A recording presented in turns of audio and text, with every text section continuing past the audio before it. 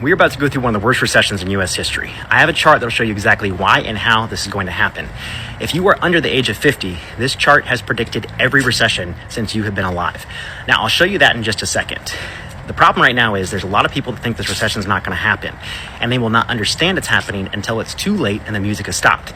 For example, there is some people that will say we have a housing shortage right now, when in fact, housing inventory is up 33% from last year, and we are at way past pre-pandemic levels. There is a lot of homes in a lot of places that are sitting for sale. Now, auto repossessions. This is hitting levels that is getting pretty scary. We are not far away from breaking 2008 and 2009 records for auto repossessions. Easily next year, we will break this number. Now, these are two small canary in the coal mines compared to what I'm about to show you. The 3-month to 10-year inverted yield curve. If you are under the age of 50, this has predicted every single recession. The difference now, what we're experiencing, we just had the longest and the largest inverted yield curve ever in history. When it uninverts, usually you have a recession within 4 to 12 months. We just uninverted in October. We are about to go through a very nasty recession. Shalom, shalom. Giving all honor to Yahweh, Bahashem, Yahweh Shai, Bahashem Rakakadash. Double honors to the apostles and elders, a great millstone who teach 100% truth. Shalom to the 144,000 to the elect. It's your brother Ra'aya back with another video. And yeah, y'all, it seems like, well, we already know that the economy is in the shitter, but things are about to get a lot worse. And there's a recession, which I believe we're already in one, but there's going to be a full-on recession coming in the next months. So I actually wanted to read this article to you all. Hold on. And this article is saying that Gen Z is defiantly giving up on ever owning a home and is spending more than saving, working less, and making risky investments, study shows, right? So let's see what it says. It says the housing market only continues to look more bleak for younger generations, and it shows. The average age for a first-time home buyer recently jumped to 40, signaling the housing market is starved for affordability. And if you can't afford housing, then the housing market will crash typically, right? Because the housing market comes with a lot of different job opportunities, from construction to, down to your electricians, your plumbers, contractors, of course. Who else? Your real estate agents. It creates a whole market of things. And if this fails, then the whole system is going to fall as well. This is a sign of a falling system, right? It says, I looked it up. It says real estate is the backbone of the economy. And it says real estate is indeed the backbone of the economy due to its significant influence on various economic factors. Economic growth. Real estate serves as powerful economic engine driving construction, employment, and wealth creation.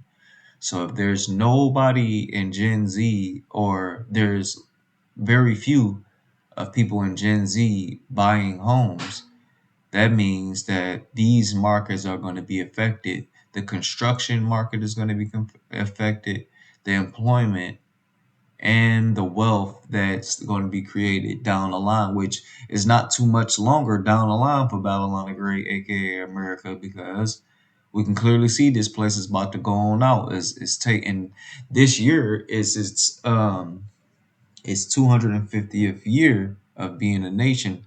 Let's look at the average lifespan of a ruling world power. Hold on, let me see. So the average lifespan of an empire expires. It says on average empires last about 250 years, but many have existed for much longer, with notable examples lasting over a millennium. But the average empire lives for approximately 250 years, and Babylon the Great is at their 250th year this year, 2026. Actually, July the 4th will be its exact 250th year. So we know that this place is on borrowed time. So it says consumer spending, right?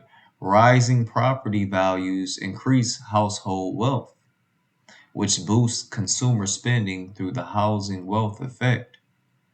Local government revenue, property tax are a major source of revenue for municipalities funding essential services like schools and emergency services.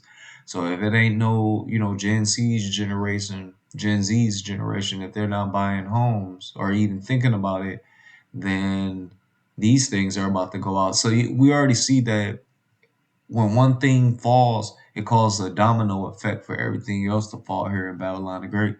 Business location, commercial real estate influences where businesses locate, affecting labor markets and regional competitiveness.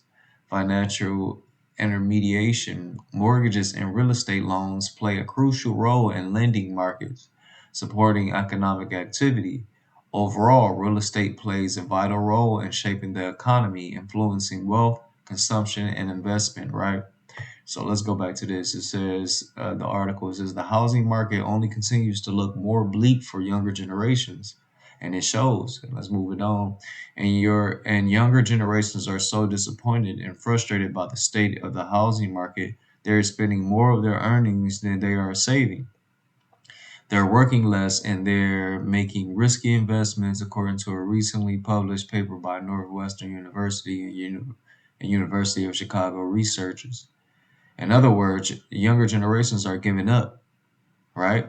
So I wanted to grab this. That, according to the Northwestern Soo Hoon Lee, Chicago's Yeonjeon Yo, who also cited a 2024 Harris poll survey about the state of real estate that showed 42% of Americans and 46% of Gen Z respondents agree with this statement. No matter how hard I work, I will never be able to afford a home I really love. So, you could tell the enthusiasm, the things that once pushed people to want to strive to be in this place is all dying down. Like the spirit of this place is dying, right? All even people not even partying like they used to. They ain't going to the clubs. They not doing none of that shit. They not going on dates. That shit is out the window.